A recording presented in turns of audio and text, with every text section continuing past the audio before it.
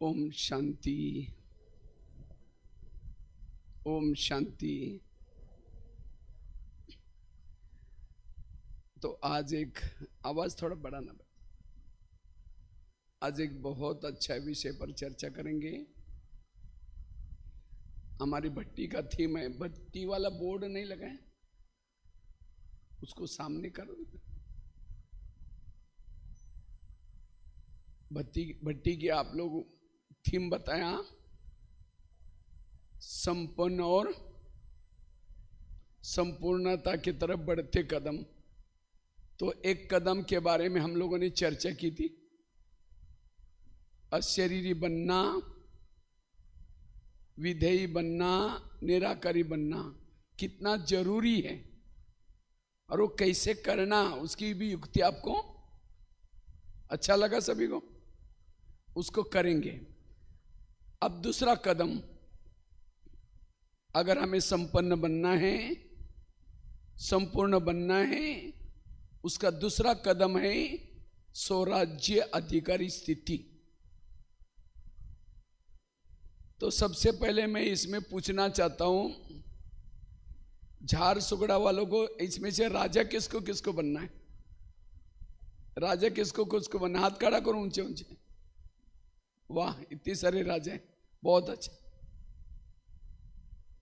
क्योंकि यहां राजा ही बहुत हुई है, लेकिन राजा कौन बन सकता है? हाथ तो खड़ा किया। राजा बनने का आधार है स्वराज्य अधिकारी स्थिति। जिन्होंने इंद्रियों पर शासन किया वो राजा बनेंगे। तो आप लोगों ने हाथ खड़ा किया था, हम राजा बनने वाले हैं। मन को कहा, ये मन तुम परमधाम में जाना, मन कहीं मार्केट में चला जाता है, तो राजा कैसे बनेंगे? मोबाइल में गलत चीजें देखेंगे, आंखें बंद नहीं होगी। रात को 12 भी बजे टक टक देखती है, योग में बैठते हैं आंखें बंद होगी। इसका मतलब इंद्रियों पर शासन नहीं है। जिसका इंद्रियों पर शासन नहीं, एक संगम नहीं और 2 संगम जिंदा रखेंगे, कोई फर्क नहीं पड़ेगा आपके अंदर। ना संस्कार बदलेंगे, ना संपन्न बनेंगे, ना संपूर्ण बनेंगे। हमारी समस्या का कई कहते भाई जी मेरा योग ही नहीं लगता। क्यों नहीं लगता? जिसकी इंद्रिया गलत देखती है, आंखें गलत देखती है, कान गलत सुनता है, मन गलत की तरफ जाता है, बुद्धि भटकते हैं, उसका योग कहां लगेगा? जिसकी इंद्रिया श्रीमत प्रमाण चलते योग लगेगा। तो योग का आधार है स्वराज्य अधिकारी बनना। कई कहते मेरे संस्कार ही नहीं बदलते। संस्कार आते कहां से? कान से आते हैं, मुख से आते हैं, आंखों से आते हैं। जब आपकी इंद्रियां ही वहां से विकारों को प्रवेश देते, संस्कार कहां से बदलेंगे? इसको कंट्रोल करो। कई कहते भाई जी मेरा किसी से बनता ही नहीं है, मुझे कोई पसंद ही नहीं करता। क्यों नहीं करता? जिसके बोल में ये नहीं है, किसी का अपमान करते हैं, निंदा। तो आप लोगों के द्वारा भूले क्यों हो रहे हैं? क्योंकि इंद्रिय वश में नहीं आई। सारे पढ़ाई का सार स्वराज्य अधिकारी बनना। ब्रह्मा बाबा संपन्न बने, संपूर्ण बने, फरिश्ता बने, नारायण बने। बाबा ने क्या किया? बाबा की एक डायरी मिली थी और उसी डायरी में बाबा रोज लिखते थे, इंद्रियों का दरबार लगाते थे। जो इंद्रियां नहीं मानती उसको सजा देते थे। हम अपने दिल पर हाथ रख करके पूछे, मेरा इसके ऊपर कितना ध्यान है? अंधेरी नगरी, चौपट राजा, टकेसर बाजी, टकेसर खाजा। इस नगरी में जोचे हो रहे हैं, आंखें जोचे देख रहे हैं, कान जोचे सुन रहे। और इसलिए आज हमारे जीवन की प्रॉब्लम है, संस्कार नहीं बदलते, योग नहीं लगता। इसलिए स्वराज्य अधिकारी बनो। जो स्वराज्य अधिकारी हैं वो देवता हैं। क्योंकि जिसकी इंद्रिया वश में है उसके इर्द गिर्द में गुण और शक्तियां होती है। क्योंकि माता बड़ी अच्छी है, ये भाई बहुत अच्छा है। अच्छा है मतलब क्या उसका इंद्रियों पर संयम है। जिसका इंद्रियों पर संयम नहीं वो गुस्से वाला है। वो छल कपट ईर्ष्या घृणा ये कौन करते हैं? इंद्रिया। सारे गीता का सार, सारे शास्त्रों का सार, सारे मूल्यों का सार, सारे भक्ति का सार, हे अर्जुन तुम घोड़े के लगाम अपने हाथ में रखो। अर्थात हे मानव तू इंद्रियों को वश करो। जिसको ही बाबा क्या बोलते हैं, बच्चे स्वयं को बदलो। हम यहां क्यों आए हैं? स्वयं को बदलने के लिए। तो स्वयं को बदलना मतलब बैज पहन लिया, सफेद ड्रेस पहन लिया, अमृतला उठ लिया, मुरली सुन ली, बाहर का भोजन नहीं खाया, बदल गए स्वयं। स्वयं को बदलना अर्थात हर इंद्रियों को श्रीमत प्रमाण चलाना।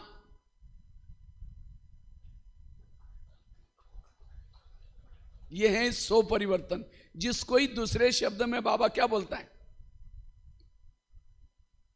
Charity begins at home. तुम अपने घर को सुधारो। घर मतलब लौकिक नहीं। कई तो चैरिटी बिगेन है मतलब पति को ज्ञान में चलाते हैं। ये कोई ब्रह्मा कुमारी कोई डोनेशन देकर यहां पति को ज्ञान में नहीं लाना है।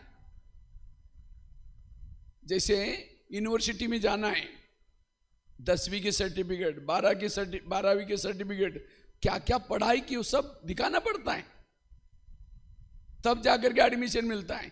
ब्रह्मा कुमारी में आने के लिए कई जन्मों के भक्ति के सर्टिफिकेट, कई दुआओं के सर्टिफिकेट, ये सारा होगा तब यहां आ सकता है। अब पति ने किया ही नहीं, वो जबरदस्ती थोड़ी आ सकता है। जिन्होंने किया वो अपने आप आएगा। इसलिए अपने को सुधारो, खुद को बदलो। खुद को बदलो, दुनिया बदल जाएगी। इस दुनिया पर वही शासन कर सकता है जिसने इस दुनिया पर शासन किया। इस दुनिया का सैंपल यह दुनिया है। दुनिया में 3 लोग हैं, साकार दुनिया, आकार दुनिया, निराकार। इस शरीर में भी 3 लोग हैं। आत्म लोग यहां हैं, आत्मरति। दुनिया 5 तत्वों की बनी है, तो शरीर भी कितना तत्वों का बना हुआ है? 5 तत्वों का। दुनिया में 70% पानी है, शरीर में भी कितना पानी है?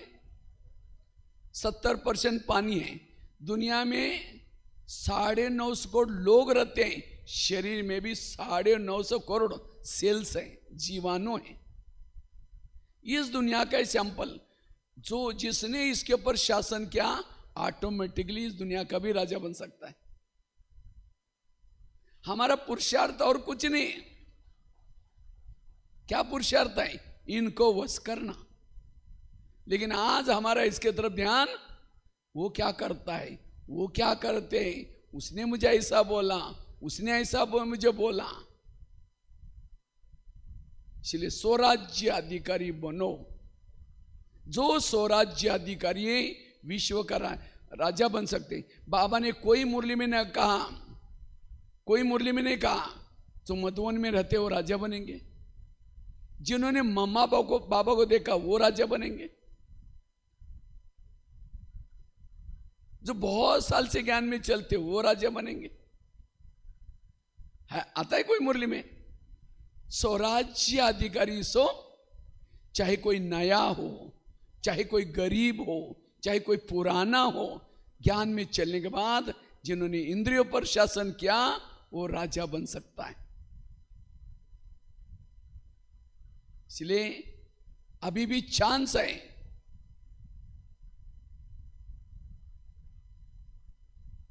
एक अभी मुरली में आया था, बाबा ने कहा कि कई बच्चे कहते हैं हमको चित्र चाहिए बाबा, हम भविष्य में क्या बनेंगे। मम्मा भी चित्र देती थी। अभी कुछ दिन पहले मुरली में आया था, तो बाबा मैं भी आप लोगों को एक चित्र देता हूं। आप खुद देखना, मैं आज तक के पुरुषार्थ अनुसार मैं क्या बनने वाला हूं। मुकड़ा देख ले प्राणी, समझो कोई ज्ञान में चलता है, धन से सेवा नहीं करता, ज्ञान दूसरों को नहीं सुनाता, इंद्रियों के भी अधीन है, लेकिन ज्ञान में रोज आता है, ऐसी आत्मा का भविष्य है दास दासी का। वो क्या बनेंगे? दास दासी।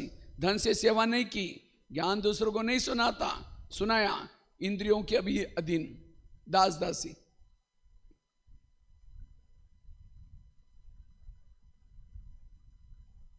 जब किसी की आंखें बंद होते तो मुझे लगता है शायद मैं सुना रहा हूं जबरदस्त, इसलिए आंखें बंद करने वालों को बाहर पीछे बोला था मैंने। देखो इसकी आंखें धोखा दे रहे, उसको रात भर तो ड्यूटी की, रेस्ट लिया, अब ड्यूटी के समय अगर कोई सो जाए कितना बड़ा ये है, ये कमजोर आत्मा की निशानी। इसलिए पानी मार के आओ, थोड़ा सावधान होके बैठो, क्योंकि आपकी आंखें बंद है तो मेरे को सुनाने के लिए इधर कुछ विचलित हो जाता हूं मैं। सावधान बैठना, सामने बैठे हैं। तो मैं आपको बता रहा था, दास दासी कौन बनता है? जो उदास रहता है। और उदास कौन होता है? जो इंद्रियों के अधीन है वो उदास है। जो किसी के श्रृंगार नहीं करते वो श्रृंगार करने वाली बनेगी। बाबा की मुरली कोई दासियों को नहीं है, राजाओं के लिए। ये क्लास राजाओं का है, लेकिन इसमें से जो नहीं करता वो अपने आप दासी, अपने आप साहूकार, अपने आप चढ़ जाता है। संगम युग में एक ही क्लास में बैठने वाले भविष्य में कोई राजा बनेंगे, कोई दासी, अपने आप चटनी हो जाएंगे। इसलिए स्वराज्य अधिकारी बनो। समझो कोई ज्ञान में चलता है, धन सेवा में लगाता है, ज्ञान दूसरों को सुनाता है, लेकिन इंद्रियों के अधीन है, वो क्या बनेंगे? साहूकार बनेंगे। वो साहूकार बनेंगे। साहूकार क्यों बने? धन से सेवा की, ज्ञान दूसरों को सुनाया, अनेक गुना होकर भी मिला, इसलिए साहूकार बने। कोई ज्ञान में चलता है, धन सेवा में नहीं लगाता, ज्ञान दूसरों को नहीं सुनाता, लेकिन इंद्रियों के अधीन है। हाँ, इंद्रियों पर शासन किया है, इंद्रियों पर शासन किया, लेकिन धन से सेवा नहीं करता, ज्ञान दूसरों को नहीं सुनाता, तो क्या बनेगा वो? राजा। क्या बनेगा? लेकिन कैसा राजा? कंगाल राजा। कैसा राजा बनेगा? क्योंकि संगम युग में उसने धन नहीं लगाया सेवा में, ज्ञान दूसरों को नहीं सुनाया, अपने इंद्रियों पर। कहीं को लगता है ना, बहनों से क्या कनेक्शन है, हमें किसी से क्या लेना, हमें स्वराज्य अधिकारी बनना है, पुरुषार्थ करना है। केवल पुरुषार्थ तो किया, लेकिन अगर तन से, मन से, धन से सेवा ही नहीं की, राजा तो बना, लेकिन नाम का राजा, काम का राजा नहीं है। और कोई ज्ञान में चलता है, धन सेवा में लगाता है, ज्ञान भी दूसरों को सुनाता है, इंद्रियों पर भी शासन है, वो है संपन्न राजा। तो चेक करो आपकी गाड़ी कौन से ट्रैक पर चल रही, खुद चेक करो कि मैं आज तक के अनुसार मेरी गाड़ी दासी वाली लाइन में है, साहूकार वाली लाइन में है, कंगाल राजा के लाइन में है, या संपन्न राजा। और आगे कितने दिन मिलने वाले उसका भरोसा नहीं है। इसलिए अभी भी आप अपने ट्रैक को बदल सकते हो। इसलिए स्वराज्य अधिकारी बनना, जिसका इंद्रियों पर शासन है, उसकी आत्मा आसन पर बैठती है। कौन सा आसन? बाबा ने हमें 3 आसन दिए। एक है संगम युग में भ्रुकुटी का आसन, दूसरा है बाबा का दिल तख्त का आसन, तीसरा है भविष्य के राजा का तख्त। और हम क्यों पढ़ रहे हैं? भविष्य की राजा के तख्त लेने के लिए। वो किसको मिलेगा? जिन्होंने बाबा के तख्त पर बैठेगा। बाबा के तख्त पर कौन बैठेगा? जो आत्माभिमानी स्थिति के तख्त पर है, क्योंकि उसके कर्म अच्छे होंगे, बाबा को पसंद आएगा। लेकिन भ्रुकुटी तख्त पर कौन बैठेगा? जिसकी इंद्रिया वश में है। जैसे प्रधानमंत्री दिल्ली में शांति में कब बैठेंगे? जब उसके पार्टी के सारे लोग अपनी ड्यूटी एक्यूरेट करते। एक ने गलत काम किया, उनकी आंखें नींद फिट जाएगी। एक भी कोई व्यक्ति गलत काम करता है, सांसद, उनकी ये हो जाएगा, शांति में नहीं बैठ सकते। अब किसी बीच में कोई नेताजी कुछ बोल दिया, कितना बवाल हो गया। इसी तरह अगर मैंने आंखों ने गलत देख लिया, आत्मा शांति से भ्रुकुटी में नहीं बैठेगी। मुख डिस्टर्ब, मन डिस्टर्ब, आंखें सारी डिस्टर्ब। इसलिए हर इंद्रियां अपनी ड्यूटी एक्यूरेट करें। पहले जमाने में राजा एक किले में रहते थे।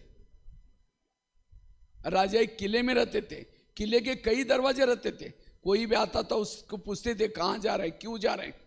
इसी तरह शरीर हमारा किला है और किले के कई दरवाजे, कान, मुंह, आंखें, मन, बुद्धि। लेकिन इस दरवाजे में कोई रोकने टोकने वाला, इसलिए राजा की हालत गंभीर है। योग्य है वही देखना, योग्य है वही सुनना, योग्य है वही सोच। ये है ज्ञानी।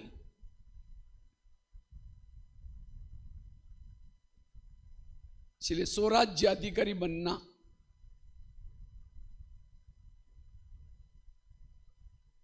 आजकल मम्मी पापा इतना बिजी हो गए, बच्चा कहां जा रहा है, किसके संग में जाता है, क्या देखता है, मम्मी पापा को देखने का पूछने का टाइम ही नहीं है। जब बच्चा गलत काम करता है उनकी आंखें खुल जाते हैं, बच्चे ने ऐसा गलत काम कैसे किया। अगर वही बच्चा रोज, वही माँ बाप रोज बच्चे की चेकिंग करती तो बच्चा गलत काम करता ही नहीं। इसी तरह रोज चेक करो मेरी आंखें क्या देखती है, मेरा मन क्या सोचता है, मेरा रोज रात को चेकिंग करो। और ये पुरुषार्थ ब्रह्मा बाबा ने किया।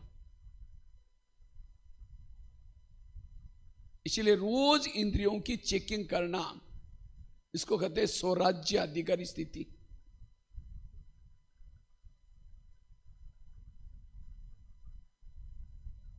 जैसे नौका पानी के ऊपर से जाएगी, पार कराएगी, लेकिन नौका के अंदर पानी आएगा तो क्या हो जाएगा? डुबा देगी। जो इंद्रियों को चलाता है वो पार हो जाता है, जिसको इंद्रियां चलाते वो डूब जाता है। आंखें हमको चलाती है, कान हमको चलाता है, मन हमको चलाता है। सामने से कोई व्यक्ति आता है, मन में विचार आते हैं, ये तो बेकार है, ये अच्छा नहीं है। कौन बोल रहे हैं? मन सोच रहा है। और इसीलिए आपस में नफरत आई, घृणा आई, और मन ने क्या किया आपस में? तो इसीलिए तुरंत मन से कहो, हे मन, जिसको भगवान कहता है मीठे बच्चे, और तुम उसके लिए बेकार बोल रहे हैं, खबरदार अगर तुमने मेरे आत्मा भाई को ऐसा बोला तो। यह स्ट्रिक्ट, हर इंद्रियों पर शासन चाहिए। आज कई कहते सतयुग कब आएगा, कितने साल बाकी हैं, कृष्ण जन्म कब लेगा। सतयुग का गायन क्या है? एक धर्म, एक धारणा, एक मत, एक कुल, एक है ना सतयुग का गायन। सतयुग पहले अपने शरीर में बनाओ, एक आत्मा का शासन पूरा बॉडी पर, एक धर्म धारणा, या कभी माया का भी शासन आधा और आधा आत्मा का शासन, डबल शासन नहीं हो सकता। इसलिए स्वराज्य अधिकारी, इसको कहते हैं अखंड भारत।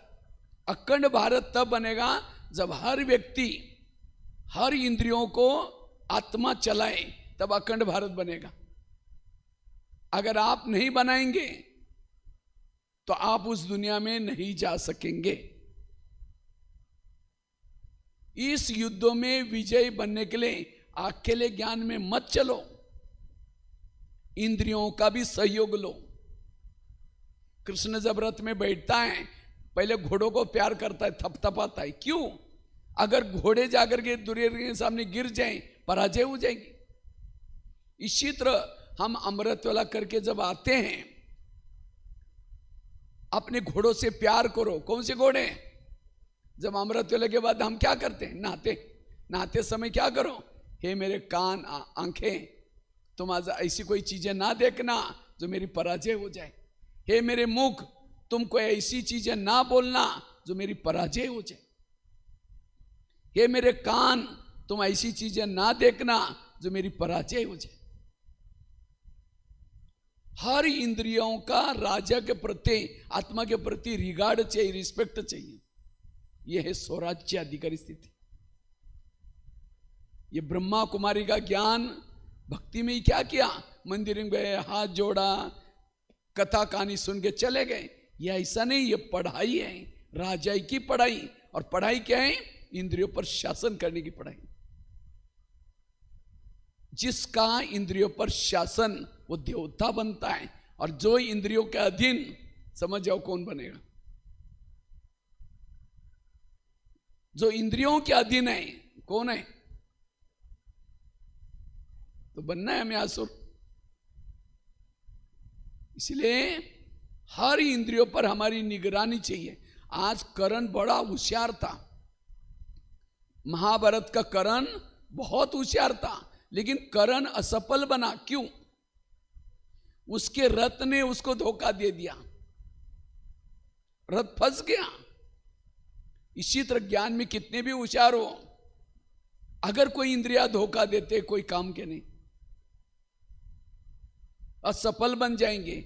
इसलिए इंद्रियों पर शासन चाहिए। हर इंद्रियों के ऊपर लॉ और ऑर्डर, अनुशासन वही कर सकता है जिस आत्मा ने, अनु मतलब आत्मा, जिसका बॉडी पर शासन है, वो दूसरे पर शासन कर सकता है, प्रकृति पर शासन कर सकता है। इसलिए स्वराज्य अधिकारी बनना।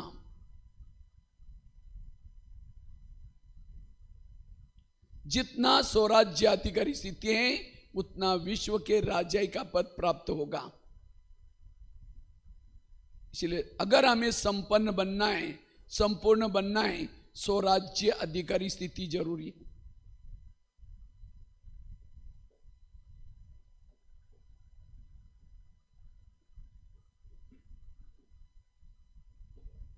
और जो स्वराज्य अधिकारी स्थिति में है, वो निर्विघ्न है।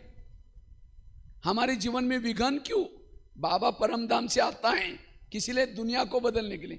तो दुनिया को बदलता मतलब क्या करता है? क्या करता है? ज्ञान योग सिखाता है। और जो ये ज्ञान योग सीख करके जिन्होंने इंद्रियों पर विजय प्राप्त किया, उनको कहां भेजता है? सतयुग में। जिन्होंने ज्ञान योग सीखा था, फिर भी इंद्रियों पर जीत प्राप्त नहीं किया, पराजय हो गए, वो त्रेता युग में भेजता है। और जो ज्ञान योग सीखने के लिए आए ही नहीं, कहते ब्रह्मा कुमारी वाले इधर से जा रहे हैं, हम इधर से आ रहे हैं। भक्ति छोड़ी नहीं, वो सब द्वापर में आए। जिन्होंने ना भक्ति की, ना ज्ञान सुना, ना विजय प्राप्त की, वो सब कलयुग में आते। खाओ पियो मौज करो। तो आपको कौन से युग में जाना है? सतयुग में शुरुआत में आना है। इंद्रियों पर विजय प्राप्त करो। भारत में अंग्रेज घुसे थे। कैसे घुसे थे? कहानियां पता है ना सभी को। भारत में अंग्रेज घुसे थे। भारत में नवाबों का शासन था। बंगाल का नवाब, बिहार का नवाब, सूरत का नवाब। अंग्रेज आए, नवाबों के साथ दोस्ती की और दिल्ली के ऊपर अटैक किया, और भारत क्या हो गया? गुलाम हो गया। इसी तरह ये शरीर भी हमारा एक इंडिया है, और इस इंडिया की राजधानी बुरकुटी, दिल्ली। और शरीर रूपी इंडिया में कई नवाब है। कौन से?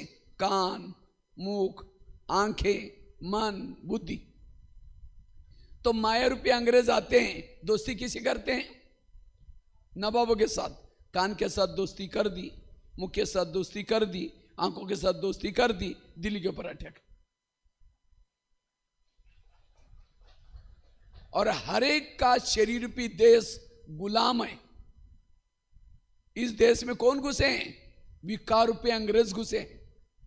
हमारा पुरुषार्थ और कुछ नहीं, इन विकार रूपी अंग्रेज लोगों को भगाना।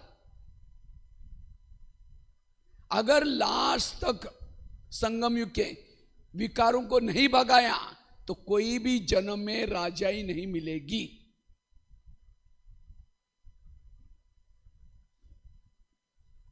तो भारत में अंग्रेज घुसे थे, उनको भगाया कैसे? कैसे भगाया? कहानियां पता है ना। अंग्रेज लोगों को भगाने के लिए नमक का सत्याग्रह, दांडी यात्रा, उसके बाद मुझे लगता है गणपति का त्योहार तब से चालू हुआ। ये पूना में शुरुआत किया गणपति का त्योहार। गणपति का त्योहार के बहाने लोग इकट्ठे होते थे और स्वतंत्रता के बारे में चर्चा करते थे। मुझे लगता है अखबार भी तब से चालू किया। अखबार, पहला अखबार भारत में केसरी, ये पूना में लोकमान्य तिलक ने चालू किया था, ताकि लोकल में क्या क्या हो रहे हैं। अंग्रेज हमारी उन्नति नहीं कर रहे हैं लेकिन हमें लूट रहे हैं, समाचारों से पता चलता था। जालियनवाला बाग, जालियनवाला बाग एक बगीचा है पंजाब में, अमृतसर के पास। तो वहां एक बड़ी बड़ी दीवार, एक बाजू में, दूसरी बाजू में, तीसरी, एक बाजू में गेट है, वहां बीच में कुआं भी है। तो वहां कुछ भारत के अपने नेता ही कुछ चर्चा कर रहे थे इसके बारे में। अंग्रेज लोगों को पता चला, उन्होंने क्या क्या गेट पर आकर के गोलियां मारना शुरू किया। तो कुछ लोग तो मर गए, कुछ कुएं में गिर गए। और इस घटना से लोगों के अंदर नफरत आई, ये अंग्रेज हमारी उन्नति करने के लिए नहीं, लूटने के लिए आए। भारत की आंदोलन, कई नारे बनाए, वंदे मातरम, वंदे मातरम अंग्रेज लोग बोलने नहीं देते थे क्योंकि उनको तो हिंदी नहीं आती थी। वंदे मातरम मतलब बांधो और मारो समझते थे वो लोग, इसलिए बोलने नहीं देते थे। वंदे मातरम, बांधो और मारो। तो जब नारा लगाया साइमन गो बैक, भारत छोड़ो, और तब जाकर के जनता जागृत हो गई और जनता ने नारे लगाया, अंग्रेज लोग चले गए। इसी तरह हमारे शरीर रूपी देश में विकार रूपी अंग्रेज घुसे हैं, उनको भगाना है। तो हमारी हर इंद्रिया कहे माया गो बैक। अब होता क्या है, आत्मा कहते माया गो बैक, कान कहता और क्या हो, इधर से आ जाओ। वास्को डी गामा बन जाता है। अंग्रेज कहां से आए थे? Vasco D gamma.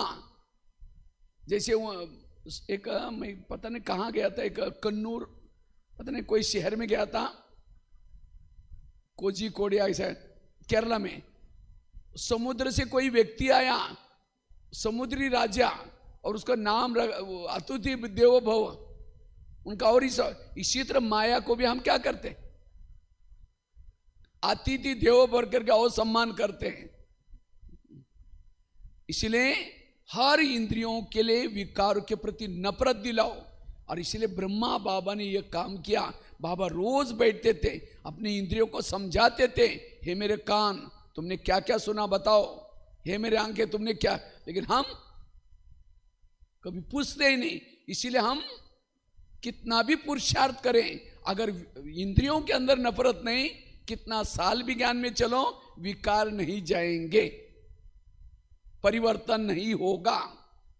इसलिए संपन्न बनना है, संपूर्ण बनना है, स्वराज्य अधिकारी बनो।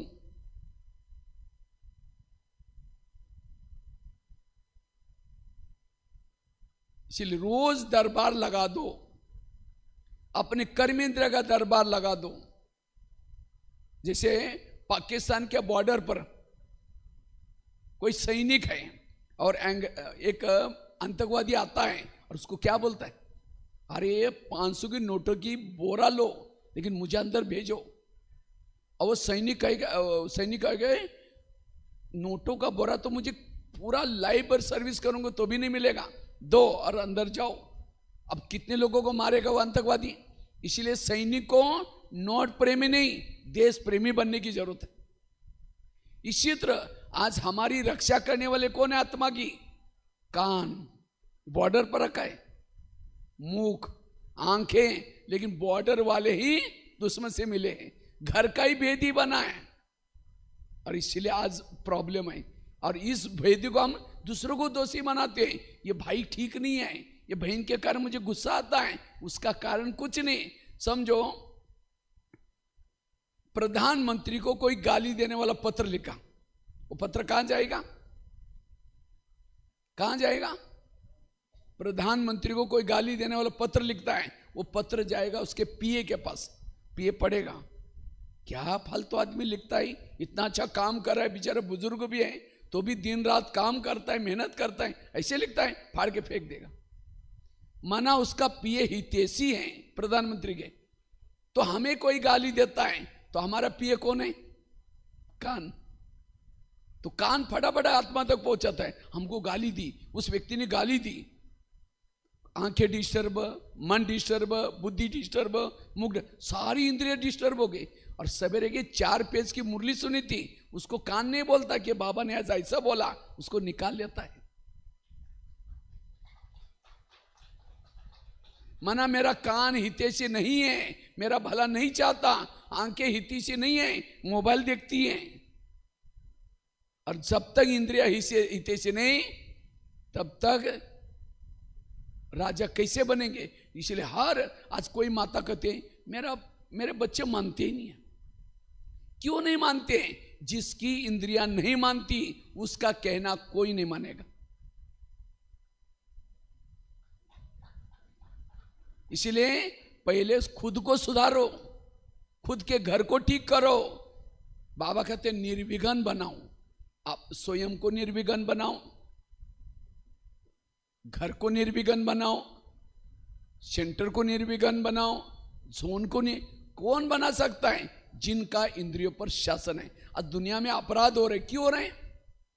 कोई किसी का मर्डर करता है, कौन मर्डर करता है? हाथ। गाली कौन देता है? मुख। और इसीलिए समाज में क्या हो रहे हैं? अपराध हो रहे हैं। इसी तरह आज हमारे अंदर ये काम क्रोध कहां से घुसते हैं? इंद्रियों के द्वारा। इसलिए स्वराज्य अधिकारी बनना। तो हम रोज अपना दरबार कैसे लगाएं, इसके बारे में चर्चा करते। ये टॉपिक कितना जरूरी है, मुझे लगता है ये वाला टॉपिक के ऊपर आप कभी सुना भी नहीं होगा डिटेल में। जो मुख्य टॉपिक है, जो ब्रह्मा बाबा ने क्या, ब्रह्मा बाबा ने नारायण बनने के लिए 2 ही बातें की। एक आत्मा का पाठ पक्का किया और दूसरा इंद्रियों पर शासन किया। इसीलिए बाबा सबके प्रिय बने। तो मुझे अगर सबके प्रिय बनना है तो मेरा इंद्रियों पर शासन चाहिए।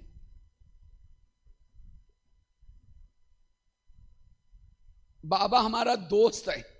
लास्ट में वो भाई गीत बजाना, गीत वाला कौन सा भाई है, सुन रहे भाई तपन भाई? वो गीत बजाना, मस्तक सिंहासन पर हम आत्मा शासन करे राज्य के। आधा गीत है बजाना, पूरा नहीं। बहुत अच्छा गीत है, अब सुनना लास्ट में। इस राजा को माया के पंजे से पल पल बचाना, इसको बचाओ, इस राजा को, इसको माया के अधीन होने नहीं दो। बाबा हमारा दोस्त है, और दोस्त मिलकर के बोल के क्या बोलता है? कोई बात नहीं दोस्त, मैं तुमको राजा दूंगा, मैं ट्रेनिंग दूंगा, तुम मेरे पास अमृत वेला आओ, मैं तुम्हें दुश्मन के ऊपर जीत प्राप्त करने की ताकत दूंगा और साथ में ट्रेनिंग भी दूंगा। हमें अपने दोस्त के पास रोज अमृत वेला जाना है, पावर लेके आना है, और आने के बाद सभी इंद्रियों से बातें करो। आज हमारा प्लानिंग का युद्ध का, कोई भी बॉर्डर के तरफ से कोई भी दुश्मन अंदर ना आए, चाहे हाथ के तरफ से चाहे आंखों के तरफ से।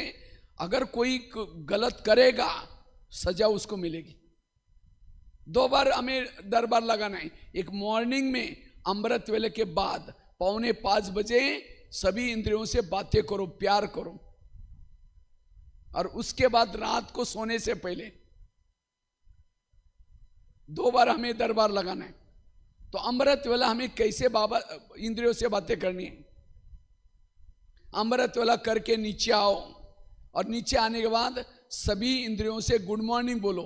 ये शरीर हमारा एक देश है, शरीर हमारा एक ऑफिस है, शरीर हमारी एक राजधानी है। राजधानी में आने के बाद सभी से बातें करो। क्या बातें करो? सबसे पहले बात करो कान से। हे मेरे कान, एक बार ताली बजा करके सब सावधान होकर के बैठना, नहीं तो आपकी आंखें बंद है तो सब ऊपर से चला जाएगा उल्टे घड़े पर। और इसको करना है, केवल सुनना नहीं। हे मेरे कान, कान से बातें करो। हे मेरे कान, तुम मेरे इस राज्य के शान हो। अगर तुम ना होते मैं ईश्वरी महावाक्य कैसे सुनता? मेरा तुम्हारे पर बहुत विश्वास है, इसीलिए मैंने तुमको बॉर्डर पर रखा है। कान का है बॉर्डर पर, लेकिन मैंने तुमको विश्वास के साथ बॉर्डर पर रखा है। लेकिन हे कान, आजकल तुम मुझे धोखा दे रहे। मुझे तो पता नहीं था। आज सवेरे अमृत वेला मैं मेरे अपने दोस्त के पास गया था, शिव बाबा के पास। शिव बाबा ने तुम्हारे लिए कुछ इशारे दिए हैं, और मेरा दोस्त मेरा हितैषी है, वो ऐसा वैसा इशारा नहीं देता। इसलिए हे कान, तुम मेरा खाते हो, मेरे राज्य ही में रहते हो, बॉर्डर पर रहते हो, और दुश्मन से मिले हो। आजकल क्या बोलते हैं उसको, वो बीच में निकले ना पाकिस्तान, नहीं, 4-5 मिले ना पाकिस्तान के युद्ध के बाद। पता चला भारत में रहते हैं लेकिन मिले हैं, क्या नाम तो कोई है? गुप्तचर। वो एक हरियाणा की लड़की मिली है? मेरे को शब्द याद नहीं आ रहा उसका। जासूस, राइट। तो कान जासूस बन करके क्या कर रहे हैं? बॉर्डर हमारा है, हमारा खाता है। कान जिंदा क्यों है? आत्मा का कमाया हुआ खून सप्लाई हो रहा है, खाता है आत्मा का, और धोखा दे रहे हैं। इसलिए हे कान, आज तक जो हुआ कोई बात नहीं, लेकिन आज से तुम्हें कोई भी प्रकार की व्यर्थ बातें नहीं सुननी, और यह भी नहीं समझना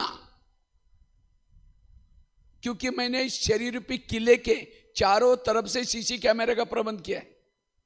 आजकल जमाना है ना, सीसी कैमरा कौन आया को सारा पता चलता है। अगर तुमने कुछ गलत सुना, मैं रात को समय सोने के पहले क्या करूंगा?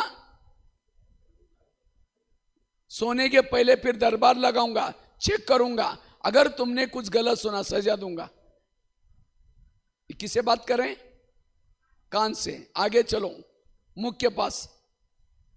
हे मुख, तुम भी मेरे इस राज्य के शान हो। अगर तुम ना होते मैं ईश्वरीय महावाक्य दूसरों को सुना करके दुआएं कैसे लेता?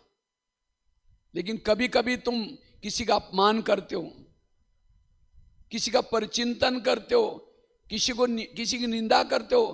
क्या मैंने तुमको इसीलिए रखा? अगर तुम किसी का अपमान करोगे, निंदा करोगे, मैं तुमको सजा दूंगा। आगे चलो आंखों के पास। हे आंखें, मुझे 84 जन्म में बहुत आंखें मिली,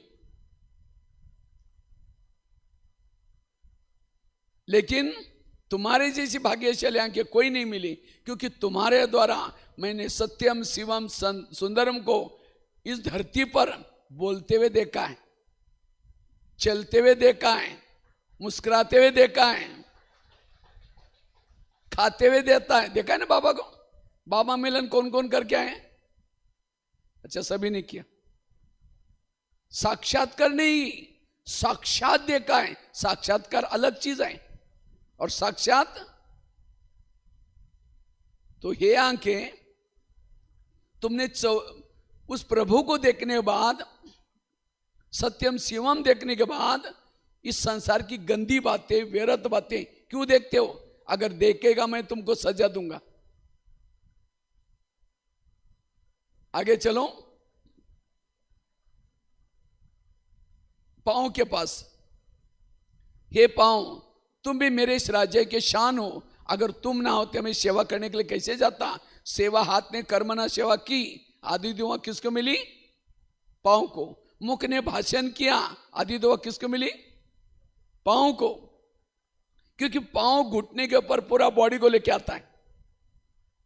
इसीलिए कोई भी व्यक्ति घर में आता है चरण छूते, क्यों? हे चरण तुम्हारा धन्यवाद, इस व्यक्ति को लाया।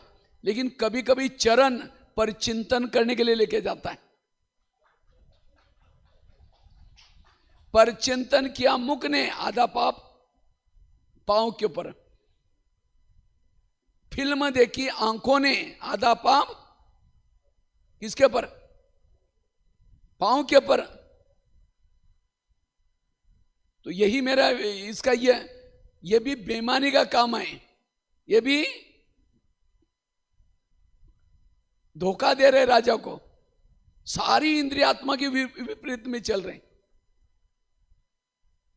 हर इंद्रियों के ऊपर आत्मा के प्रति रिगार्ड चाहिए। अगर रिगार्ड होता तो क्यों जाता? अगर पांव कहते नहीं नहीं मैं नहीं जाऊंगा, तो मुंह कहता ठीक है तुम नहीं आएगा मेरा काम रुकेगा, मैं जा रहा हूं, निकल के जाएगा अकेला।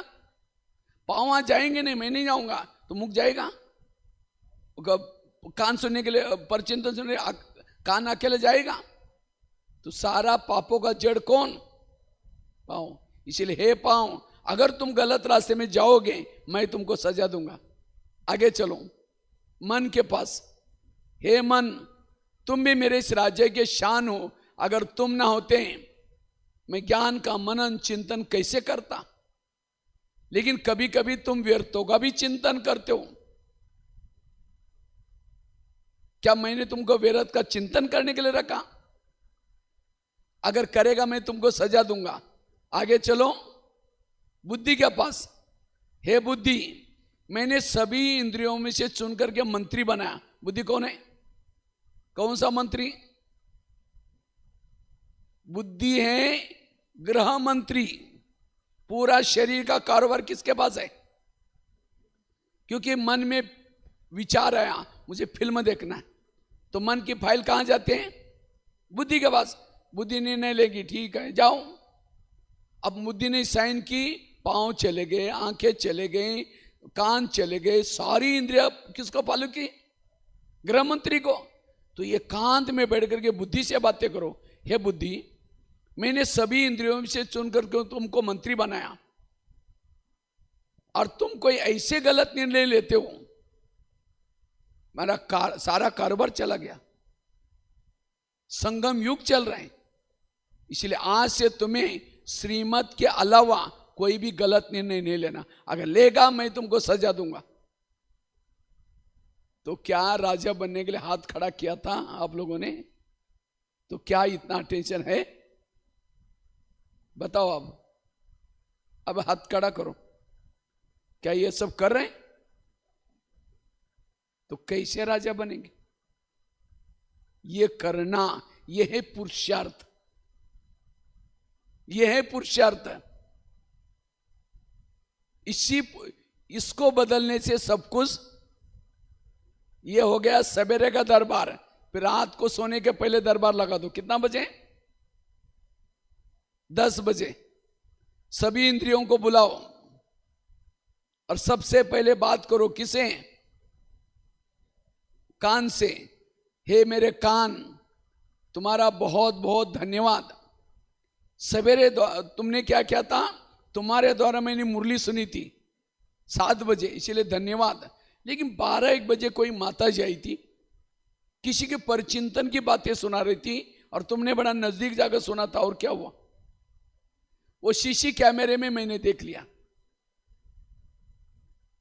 तुमको सवेरे मना किया था तो भी तुमने सुना, इसीलिए तुम्हारे लिए सजा।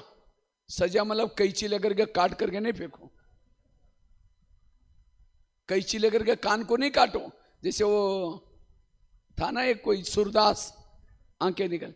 अलौकिक सजा दो। कौन सी? ताकि दोबारा वो कभी भी परचिंतन ना सुने। कौन सी सजा दो? दोबारा मुरली सुनो।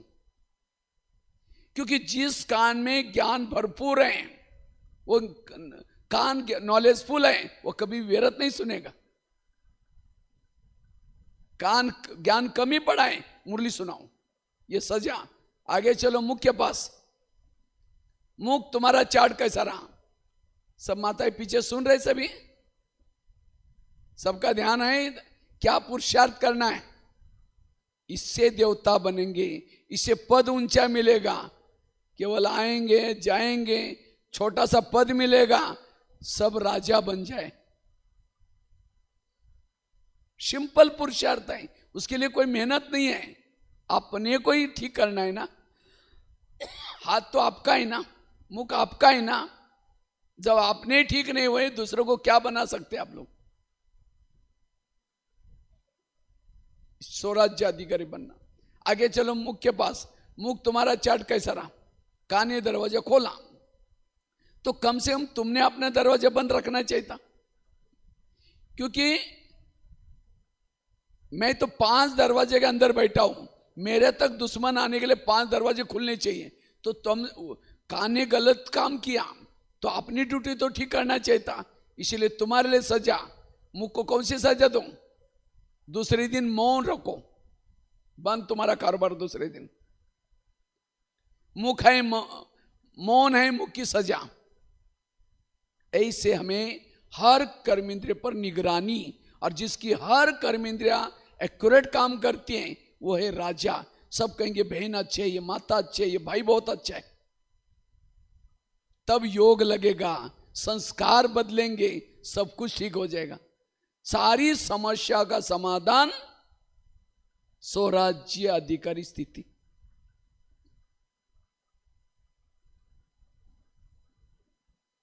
क्योंकि राजाओं की कुछ निशानी होती है। राजा की पहली निशानी क्या है? पहली निशानी क्या है? राजा जिस शहर में रहता है, सारे लोग उसका कहना मानना चाहिए। राजा का कोई डिसरिगार्ड करता है, राजा उसको फांसी देता है। तो क्या हम शरीर की राजधानी में रहते हैं तो सारे लोग मानते हैं? नहीं मानते तो राजा कैसा? ये कमजोर राजा बैठा अंदर, इसीलिए इंद्रिया उसको चला रहे हैं। आजकल है ना, प्रजा का प्रजा के ऊपर राज्य। इसलिए स्वराज्य अधिकारी बनना। हम जब दादी प्रकाशमणि थी, ये इंद्रियां माया से क्यों मिलती है, ये प्रश्न आता है। क्यों इंद्रियां माया से मिलती हैं? जब हम दादी प्रकाशमणि थी, तो दादी प्रकाशमणि थी, उस समय दादी को कहीं भी जाना होता था, तो दादी क्या करती थी, क्लास में बोलेगी, देखो मैं कहीं बाहर जा रही हूं, मैं कहीं बाहर जा रही हूं, सभी निवासी आज शाम को दादी मीटिंग हॉल में आएंगे, मैं उनसे मिलूंगी। तो दादी शाम के समय क्या करती थी, सभी मधुबन वालों से मिलती थी और एक एक डिपार्टमेंट वालों की महिमा करती थी। किचन वाले कितनी मेहनत करते हैं, या आवास निवास वाले कितनी मेहनत करते हैं, आप सभी इस यज्ञ के ईंटे हो। एक एक की मेहनत करती थी, प्यार करती थी, सबको टोली खिलाती थी। और जब दादी जाती थी, सब जी जान लगा करके सेवा करते। दादी कितना प्यार करते। यह है योग्य राजा। अगर दादी प्यार नहीं करती तो कहीं कहते यार हम इतना लेबर जैसे काम करते हैं, हमको कोई पूछता ही नहीं, ढीला ढाला हो जाता। इसी तरह आज हमारी इंद्रियां दिन रात हमारे लिए मेहनत कर रहे हैं। हमारे सफलता का आधार कौन है? इंद्रियां। तो कभी प्यार करते हैं उनसे? आप सोए हैं, वो काम कर रहे हैं। आज हार्ट 5 मिनट के लिए छुट्टी ले ले, 24 घंटा ऑन ड्यूटी है, तो कभी हार्ट से प्यार किया आप लोगों ने? प्यार, हार्ट तुम्हारा बहुत धन्यवाद, तुम कितने मुझे ये दुनिया देखने के लिए, मेरे सारे सफलता का आधार तुम है। कभी प्यार किया? कभी कान से प्यार किया? हे कान तुम्हारा बहुत धन्यवाद, तुम्हारे दौरे में रोज मैं मुरली सुनता हूं। आंखें तुम्हारा धन्यवाद। कभी प्यार नहीं किया। यहां से लंदन बात कर रहे हैं, लोगों से बात कर रहे हैं, और इनसे कभी। इसीलिए इंद्रिया कहते हैं राजा ही क्या 24 घंटा औरों के साथ, हमको कभी। इसीलिए कहते हैं माया से मिलती। इसीलिए रोज, जैसे कोरोना काल में कहा ना, लॉकडाउन के समय अंदर रहो, घर में सेफ रहेंगे। संगम युग में भी अपने घर में रहो, औरों के तरफ बुद्धि ने इसको ठीक करो, दुनिया बदल जाएगी। इसलिए स्वराज्य अधिकारी बनना। दूसरी राजा की निशानी, राजा दानी होता है, राजा के घर से कोई खाली नहीं जाता। तो आप लोगों ने हाथ खड़ा किया था हम राजा बनने वाले हैं, तो आप दान करते इतना? हाँ, करते दान। यहां से समझो कहीं भुवनेश्वर जा रहे, कटक जा रहे कोई काम से, या संबलपुर जा रहे, बाजू में कोई बैठा है बस में या ट्रेन में, एक शब्द भी नहीं सुनाया, कंजूस राजा। पड़ोसी रोज कहते हैं घंटी बजा कर देवी आओ, मुझे दर्शन दो, देवी आओ, लेकिन एक शब्द भी हम बाबा का नहीं सुनाया, कंजूस राजा। मनसा से दो, वाचा से दो, इतना तो कह सकते बाबा ये पड़ोसी आपको कितना ढूंढ रहे, बाबा इसका भी कल्याण करना ना। एक शब्द छुड़ाओ, ये भी आपका दान है, ये दान का भी फल मिलता है। शुभ भावना, शुभ कामना, मनसा वाचा कर्मणा। जो दान करता वो राजा है, दान नहीं करता वो राजा नहीं है। पहले कहानी आती थी, एक राजा था बड़ा दान करता था, एक बहू थी, और शादी से पहले बहुत दान पुण्य करते हैं। ये बहन जी को थोड़ा पीछे बिठाओ ना, पूरे आंखें बंद रखते हैं इनको पीछे बिठा था। हाँ, आप पीछे बैठो मत, पूरा सो, क्योंकि मेरी नजर तो पूरा आपके ऊपर ही जा रहा है। आप पीछे बैठना थोड़ा। एक कोई पीछे वाली अच्छी अच्छी माताएं जो सुन रहे, नेपाल वाली माताएं दिखा, यहाँ होकर बैठो, सामने आ जाओ नेपाल के। देखो मेरी नजर नेपाल वालों की माता के ऊपर पड़ी, यहाँ आ जाओ, इधर आ जाओ, देखो ध्यान से सुन रहे सभी माताएं, आ जाओ, सामने चेयर खाली। हाँ आ जाओ, 3-4 जो माताएं नेपाल वाली, एक्टिव होकर के बैठो। बहन जी उनको बिठा, सुन तो रहे नहीं, सो भी रहे। पीछे पीछे आप वहां कोने में बैठो, थोड़ा इनके पीछे सो रहे आप। वो माता आ जाओ, आगे आ जाओ, चेयर खाली पड़ी। ध्यान से सुना, इतनी अच्छी, कितना अच्छी क्लास चल रही। सो मेरे, क्योंकि मेरे जब सुना बाबा कहता ना, जो नाचने वाला अच्छा होता है तो देखने वाले भी क्या क्या होते हैं, उमंग उत्साह में आता है। अरे आ जाओ माता है, इनको भी बोला तो उठे नहीं रहे, सामने आ जाओ, इधर चेयर खाली पड़े हैं। इसलिए ध्यान से एक एक इंद्रियों पर हमारा अटेंशन चाहिए।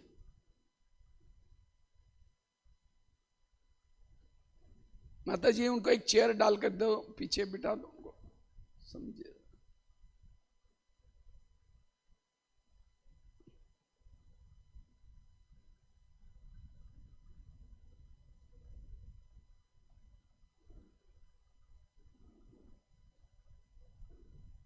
दादी को, जानकी दादी, जब क्लास में इधर उधर भी कोई देखता था, दादी को बहुत बुरा लगता था। दादी कहती थी ये क्या है?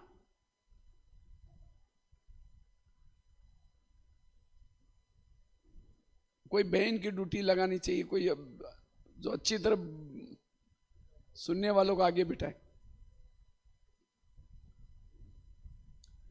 तो मैं बात चल रही थी, एक बहू थी, शादी से पहले बहुत दान पुण्य करते हैं, लेकिन जब उसकी शादी होती है दान पुण्य नहीं करती।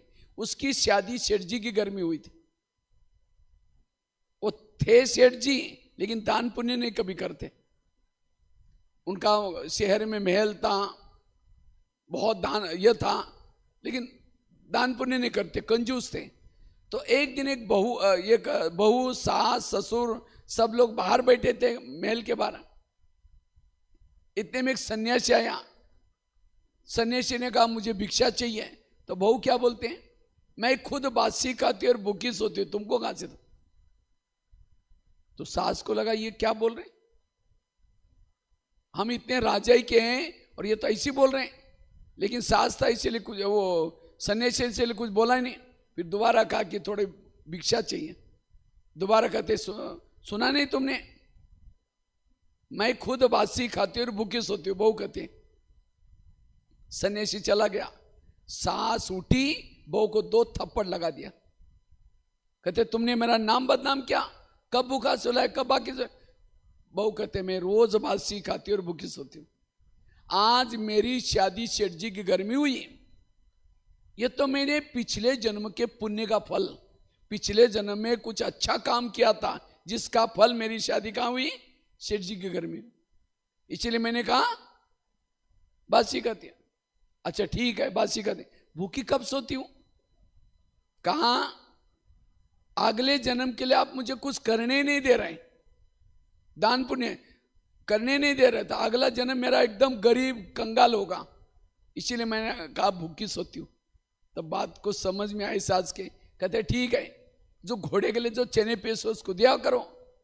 तो एक दिन उसके मन में आता है अगर मैं चने दूंगी तो अगले जन्म में क्या मिलेगा, बोरी के बोरी चने मिलेंगे, और चने लेकर के मैं करूंगी क्या। तब उसकी सास कहते जो चाहिए दे दो। इसी तरह कहीं हम बासी खा करके भूखा तो नहीं सो रहे। आज इतना हमें ज्ञान मिल रहा है, तरावटी माल मिल रहे हैं, दुनिया में तो लोग तरस रहे हैं।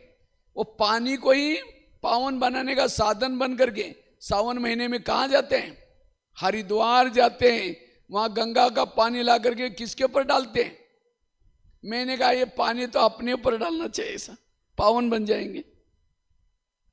असली ज्ञान की गंगा आप रोज नहा रहे। मैं भी मधुवन से सावन महीने में बाबा से जो सुना था वो अपने लोटे में दिमाग में भर के लाया, लोटा सबके सिर पर डाल रहा हूं। यह आपके लिए असली कावड़िया बन के आया हूं झारसुगड़ा में, हरिद्वार से, हरि का द्वार मधुवन, वहां से कावड़िया लेके आया हूं थोड़ा पानी डालने के, ताकि कोई बुराई सब निकल जाए।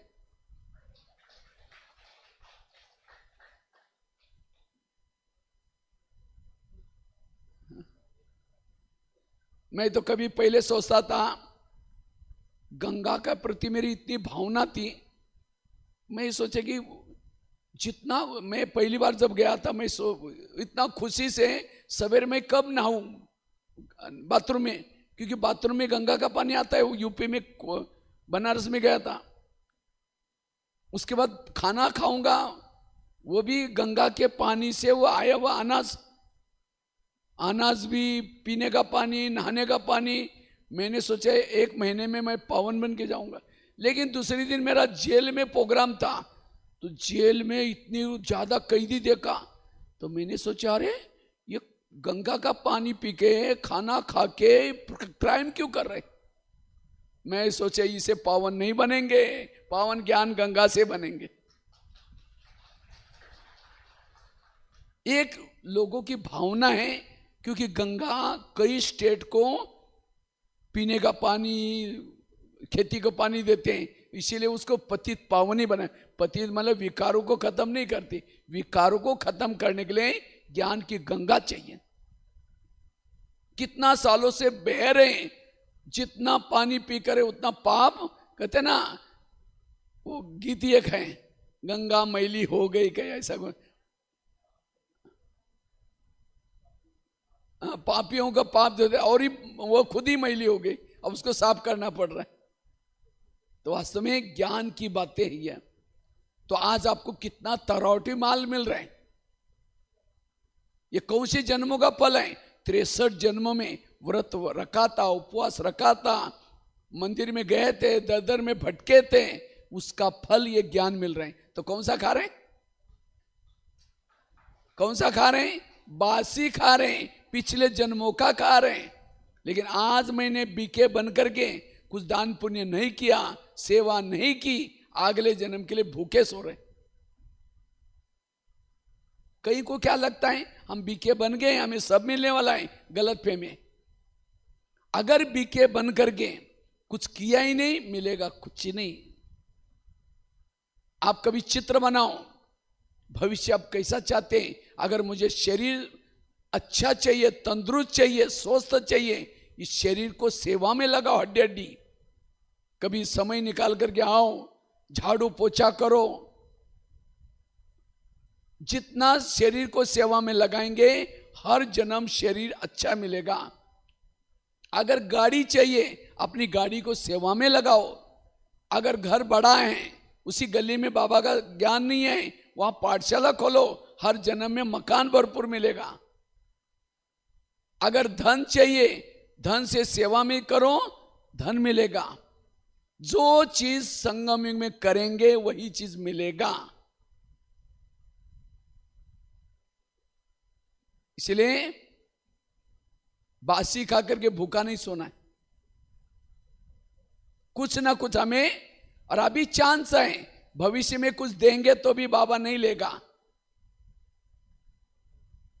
आजकल बाबा की प्रत्यक्षता होती जा रही।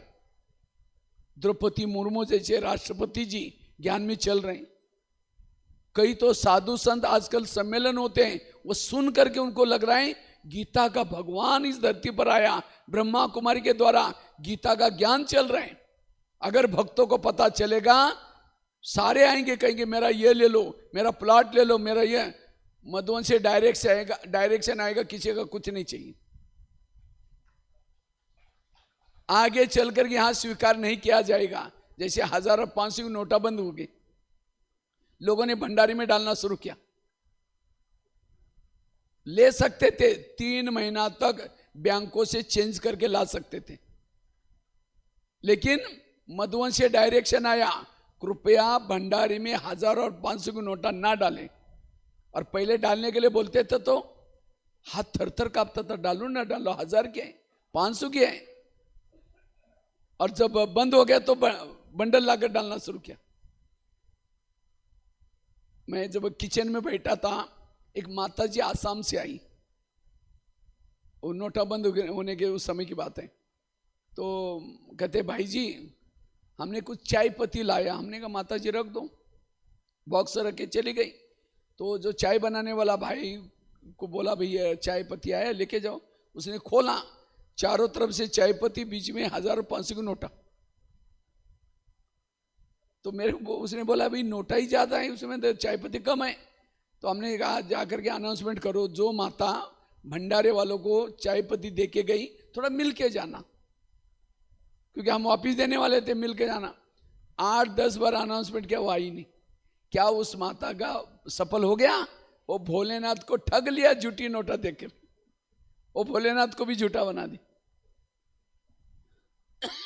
इसी तरह आगे चल करके कुछ भी देंगे बाबा स्वीकार, जो करना है अब कर लो। इसलिए दान के संस्कार। तीसरा, पहले ट्रैफिक कंट्रोल करके फिर हम लोग 2 बातें सुन करके फिर योग करेंगे। सभी ट्रैफिक कंट्रोल, कमर सीधी करके बैठेंगे।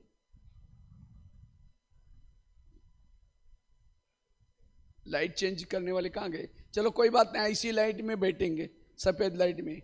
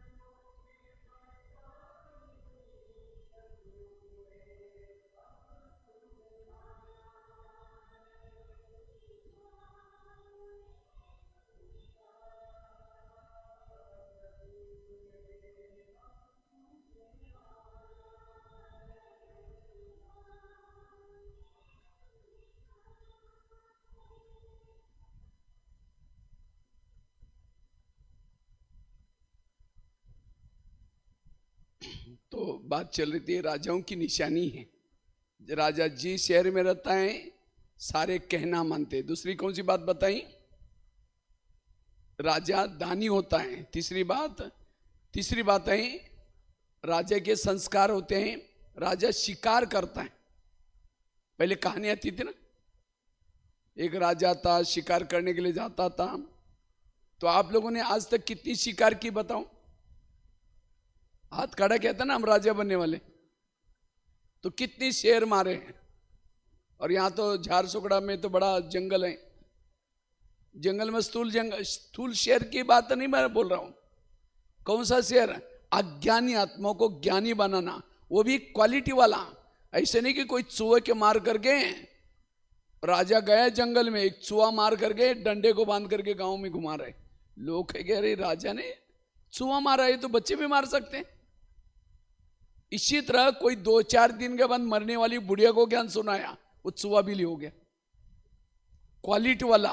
और यहां तो बहुत सारी फैक्ट्रियां, कोयला क्या क्या है ना, बहुत सारे। पहले कहां छोटा सा था, लेकिन आप लोगों के लिए संगमी बाबा ने कितने शेर लाए, बड़े बड़े। शेर की शिकार करूं, महीने में एक को बीके जरूर बनाऊं। इसलिए बाबा ने बड़ा हॉल भी बना के दिया। अभी महीने में एक शिकार जरूर करनी है, एक को बीके जरूर बनाना है। अगर प्रजा ही नहीं बनेंगे तो राज्य किसके ऊपर करेंगे? राज्य किसके ऊपर करेंगे? तो किसने आज तक 1-2 बीके को पक्का बीके बनाया? ज्ञान में चलता है, रोज आता है सेंटर पर। शिकार करने वाले कौन कौन? हाथ खड़ा करो अब। बस 2-4। कितने लोगों को ज्ञान मिला है?